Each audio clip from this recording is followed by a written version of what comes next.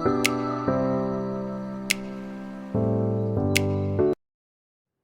श्री राम दोस्तों। Ethics series के एक और शानदार लेक्चर में मैं आप सभी का स्वागत करता हूं।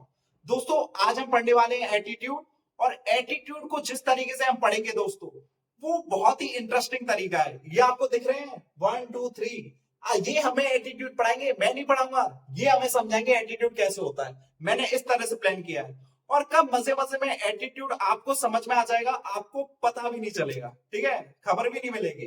पहले मैं एटीट्यूड को समझा दूंगा दोस्तों आपको, फिर उसके बाद एटीट्यूड से रिलेटेड डेफिनेशन, कैरेक्टरिस्टिक्स और क्यों यूपीएससी ने एटीट्यूड को सिलेबस में डाला ये भी मैं आपको लिखवा दूंगा। तो शुरू करते हैं दोस्तों। जैसे ये आपको 3 इमोटिकॉन्स दिख रहे होंगे। इमोटिकॉन्स क्या होते हैं? Icons with emotions. जैसे आपको ये दिख रहा होगा, इसका वीपिंग फेस है, रोते रहता, ठीक है। ये वाला हंसने वाला, ओहो हाँ एकदम हैप्पी फेस। और ये कौन सा है? ऐसा किसका होता है? फ्लैट फेसेस है। बताना क्या होता है दोस्तों। तो मैंने क्या किया है, मैं लेकर आया हूं एक चॉकलेट। क्या लेकर आया हूं? एक चॉकलेट लेकर आया हूं। अब मैं इन सभी को ये चॉकलेट बारी बारी से ऑफर करता हूं, देखता हूं इनका रिएक्शंस कैसा होता है, ठीक है। मैं लाया चॉकलेट, ले चॉकलेट खा ले, अरे खा ले। तो ये मुझसे क्या कहता है दोस्तों, व्हाट इज दिस? ये चॉकलेट खाऊंगा मैं, मुझे ये चॉकलेट पसंद नहीं है, मुझे डेयरी मिल्क खानी है, मुझे किटकैट पसंद नहीं है, ठीक है। इसने मुझसे ऐसा कहा दोस्तों, तो मैं क्या करूंगा, मैं लाया इसके लिए, ले भाई डेयरी मिल्क खा ले। इतनी छोटी डेयरी मिल्क, ये 10 रुपए की, तू ही खा ले इसको, मैं नहीं खा रहा इसको। ये इसने ऐसा कहा, मुझे ये वाली डेयरी मिल्क नहीं, मुझे बड़ी वाली सिल्क चाहिए। भाई इतना बजट नहीं है, इसी में काम चला ले, खानी हो तो खा ले। इससे क्या पता चला दोस्तों, इससे ये पता चला कि ये जो इमोटिकॉन है इसका इन 2 चॉकलेट को लेकर एक नेगेटिव ओरिएंटेशन है। इसका एक नेगेटिव ओरिएंटेशन है और इसको ये पसंद नहीं है, ये इन्हें डिसलाइक करता है। तो ये इसका एक एटीट्यूड हुआ दोस्तों इन दोनों चीजों को लेकर, ठीक है। इन 2 चॉकलेट को लेकर ये इसका एटीट्यूड हुआ, जो कि कैसा था? नेगेटिव। अब सेम चीज मैं इसके साथ करता हूं, ले तेरे लिए चॉकलेट लाया हूं, टेस्टी है।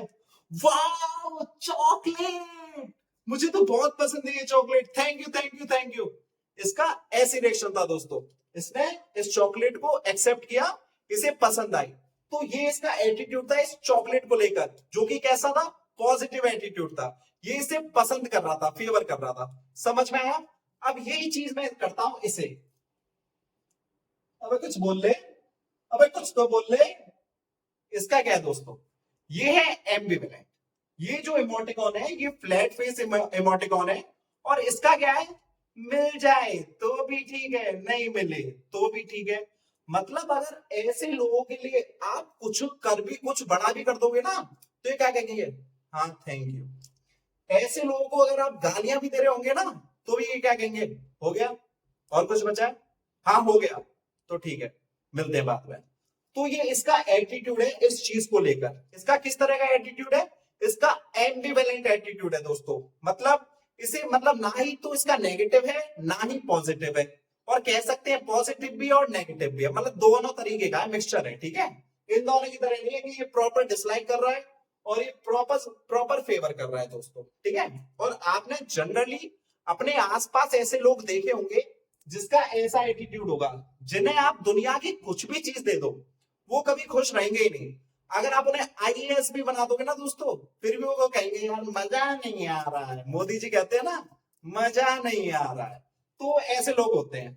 और कुछ लोग ऐसे होते हैं, वो छोटी से छोटी चीजों, जैसे एक आईएएस का पीएन हुआ, अगर उसका हैप्पी एटीट्यूड हुआ, ठीक है, अगर उसका अच्छा वाला एटीट्यूड हुआ, तो वो उस चीज में भी खुश रह लेगा। जबकि एक आईएएस, कुछ आईएएस ऐसे होते हैं जिन्हें अगर आईएएस बन जाए, सब कुछ मिल जाए, इसलिए वो खुश नहीं होते हैं। ऐसे लोग आप अपने आसपास जरूर देखते होंगे। उनके लिए आप कुछ भी कर दो, फिर भी नहीं यार मजा नहीं आ रहा है, ठीक है। और ऐसे इनके लिए आप कुछ भी कर दो, ये कहेंगे हाँ ठीक है, हो गया तो अच्छी बात है, नहीं हुआ तो गंदी बात है, ठीक है, ये चीज। तो दोस्तों इसके थ्रू आपको क्या चीज समझ में आई? ये 3 जो इमोटिकॉन है ये different type of attitude show कर रहे हैं आपको। एक शो कर रहा है पॉजिटिव ओरिएंटेशन, ठीक है, इस वाले का था इस चीज को लेकर एक पॉजिटिव ओरिएंटेशन था, एक पॉजिटिव एटीट्यूड था। इस वाले का, सॉरी दोस्तों सॉरी, गर्मी पड़ रही है, माफ कर दो, इस वाले का नेगेटिव एटीट्यूड था इस चॉकलेट को लेकर, ठीक है। दूसरी ये ले आया, फिर भी नेगेटिव था, ठीक है। तो ये इसका ओरिएंटेशन हुआ कैसा, नेगेटिव। इस वाले का पॉजिटिव था, इसका एम्बिवेलेंट था। मिल जाए तो ठीक, नहीं मिल जाए तो ठीक। तो दोस्तों इससे आपको क्या समझ में आया, एटीट्यूड क्या है? Attitude is an orientation, orientation towards any psychological object, psychological object which may be neutral, ठीक है, जैसे इसका था, विच मे बी पॉजिटिव, जैसे इसका था, विच मे बी नेगेटिव। मतलब एम्बिवेलेंट भी हो सकता है, पॉजिटिव भी हो सकता है, नेगेटिव भी हो सकता है। जैसे इन चॉकलेट में इन सभी का अलग अलग तरह का एटीट्यूड था दोस्तों।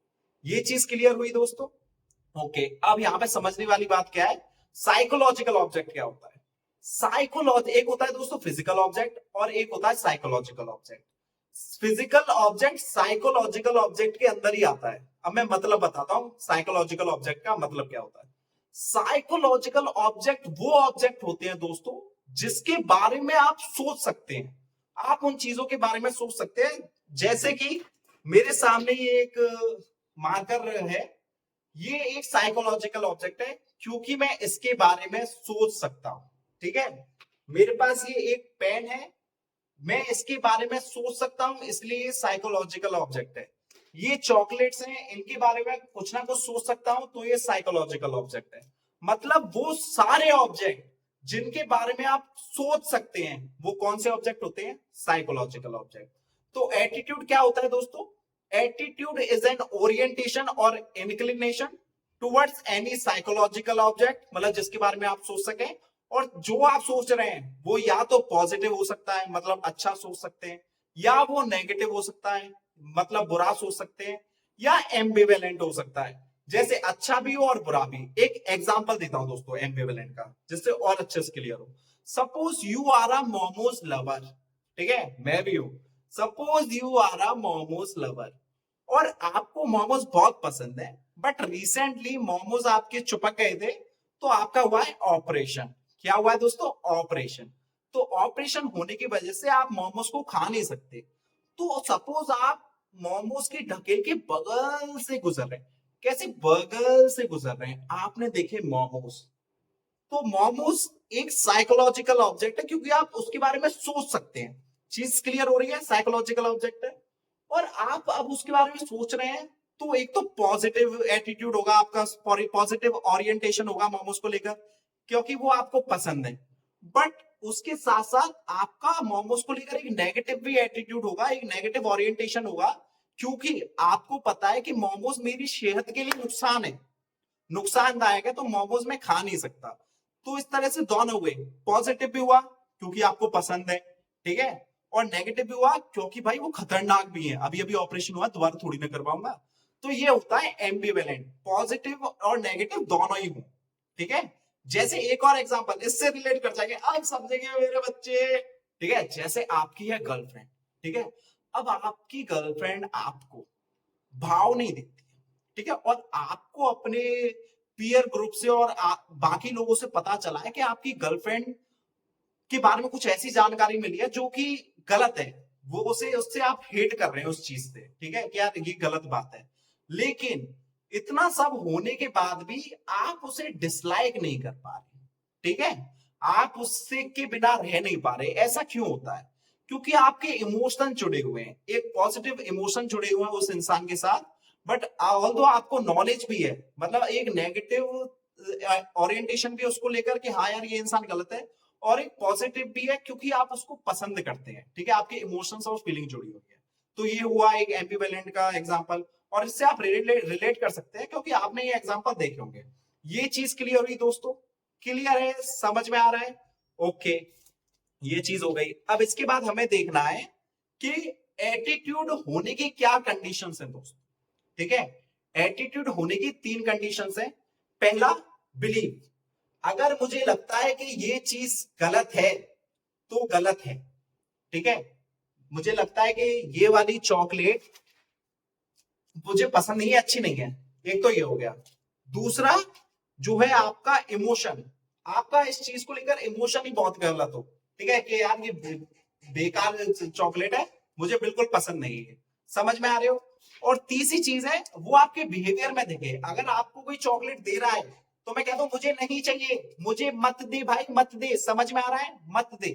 ठीक है, तो इससे मिलकर एक एटीट्यूड बनता है। ठीक है, ये चीज समझ में आ गई। अब उसके बाद हम समझ लेते हैं कुछ कैरेक्टरिस्टिक्स ऑफ एटीट्यूड। एटीट्यूड की क्या क्या कैरेक्टरिस्टिक्स होती है दोस्तों? Necessarily related to a psychological object, मतलब जिस बारे में आप सोच सकते हैं वहीं पर एटीट्यूड काम आएगा। जिस बारे में आप सोच ही नहीं सकते उसको लेकर आपका एटीट्यूड कैसे हो सकता है? जिसके बारे में आपको कोई नॉलेज ही नहीं है, आप सोच ही नहीं पा रहे हैं, तो उस चीज को लेकर आपका पॉजिटिव, नेगेटिव या एम्बिवेलेंट ओरिएंटेशन कुछ होगा? नहीं ना, नहीं होगा। दूसरी चीज है, जो एटीट्यूड होता है दोस्तों, वो लर्नड होता है।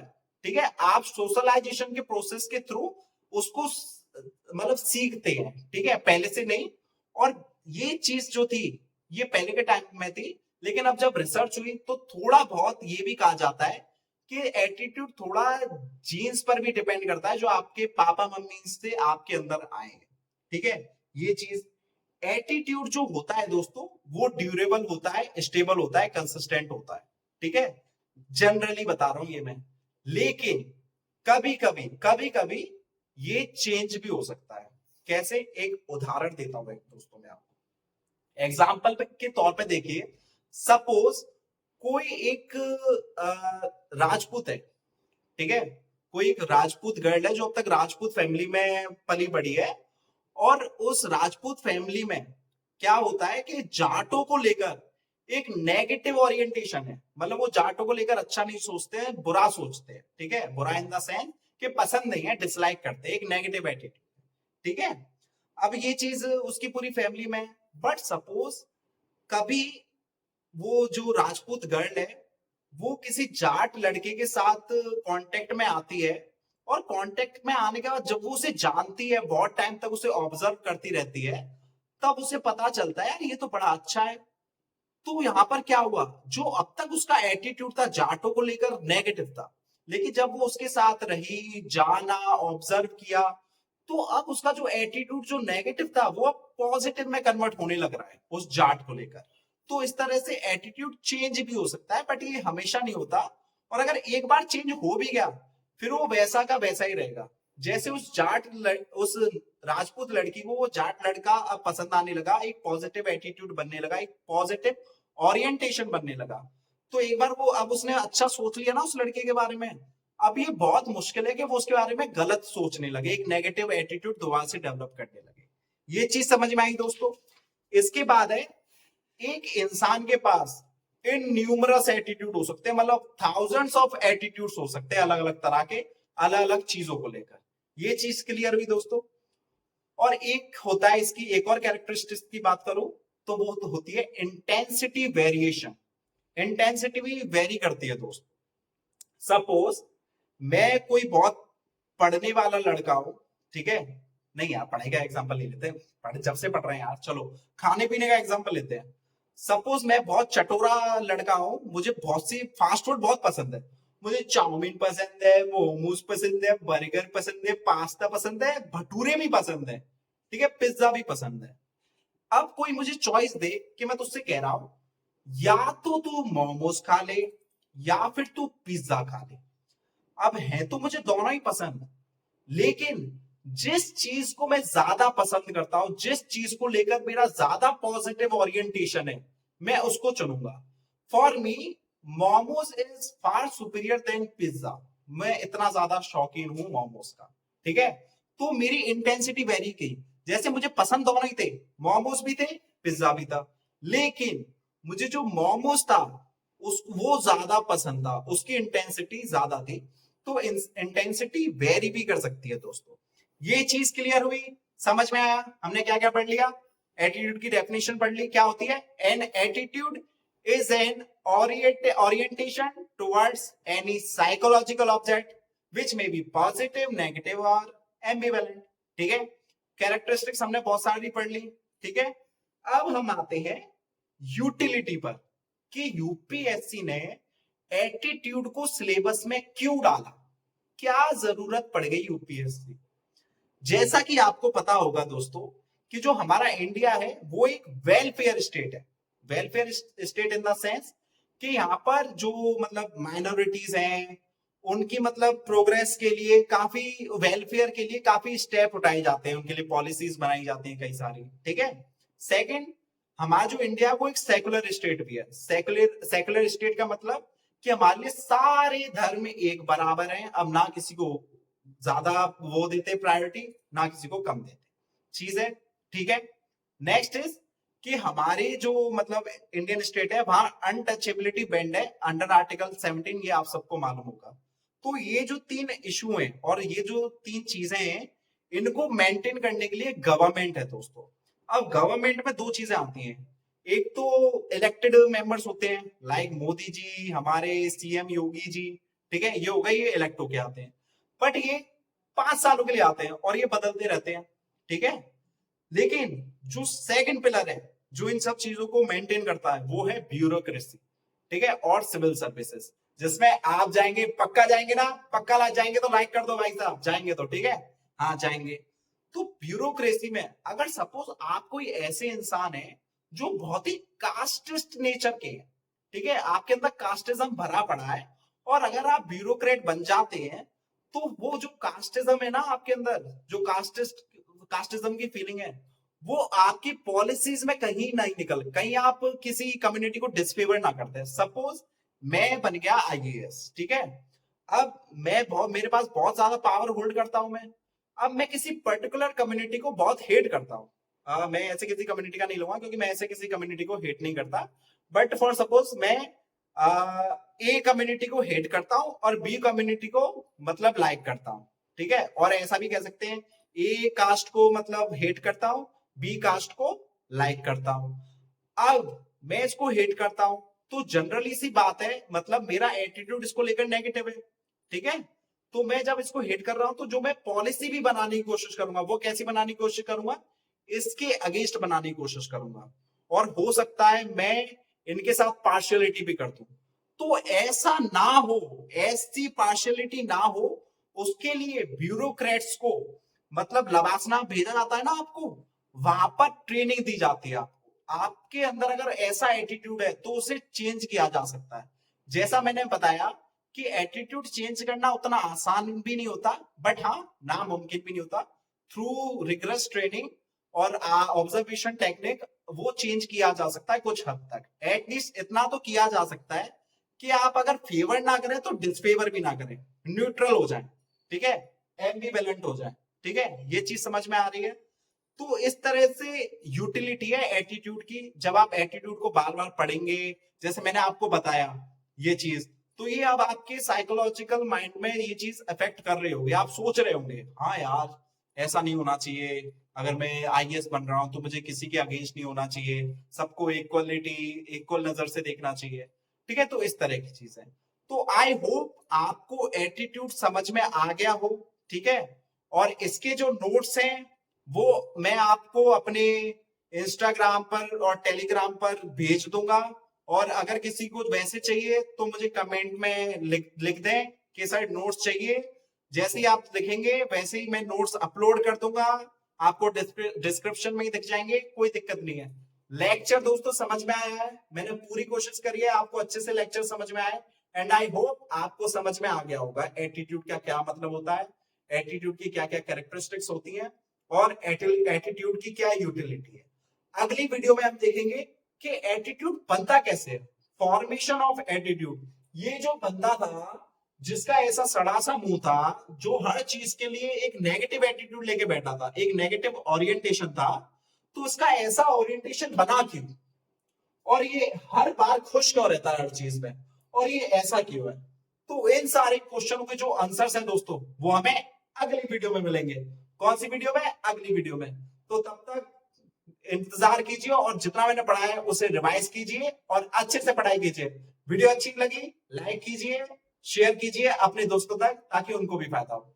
नमस्कार, जय श्री राम दोस्तों, मिलते हैं।